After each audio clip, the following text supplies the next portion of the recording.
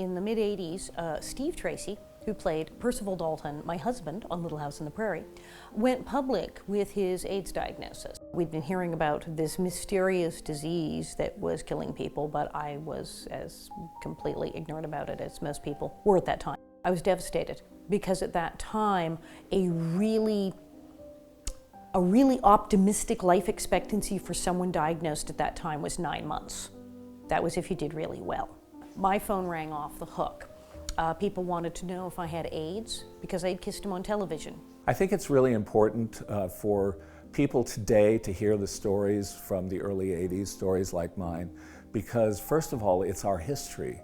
And it's important to remember the Holocaust that the gay community and their straight allies went through in the '80s and early '90s.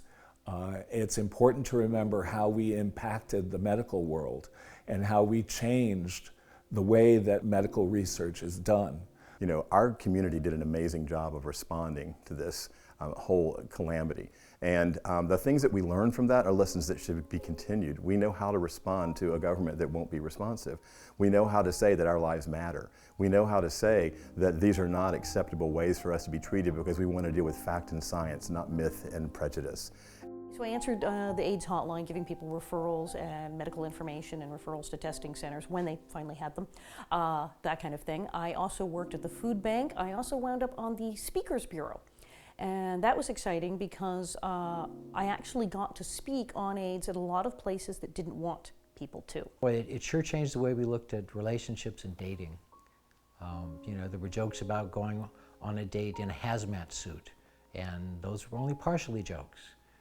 I remember the AIDS hotline. At one point we had a page of 6 dentists that were the only dentists in town that would touch anyone with AIDS. And for me, the issue was always a human issue.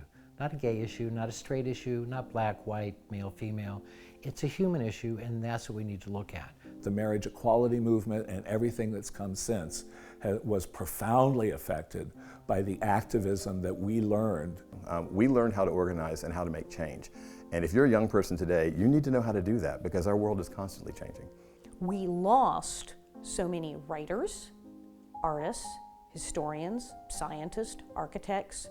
So what discoveries, what advances, what pieces of history and literature and architecture and our whole society don't exist because those people died.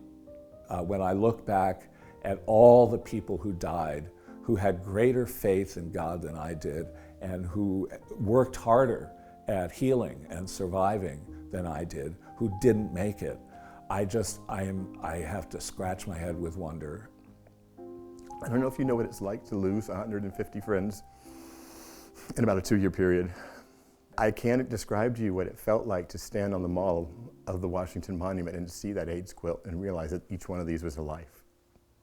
And that someone had cared enough to record that life. And I think we have a responsibility to make sure that those stories get told and that those people's lives are remembered and that the contributions they could have made are not lost in vain, because we have the ability to do that through a project like this.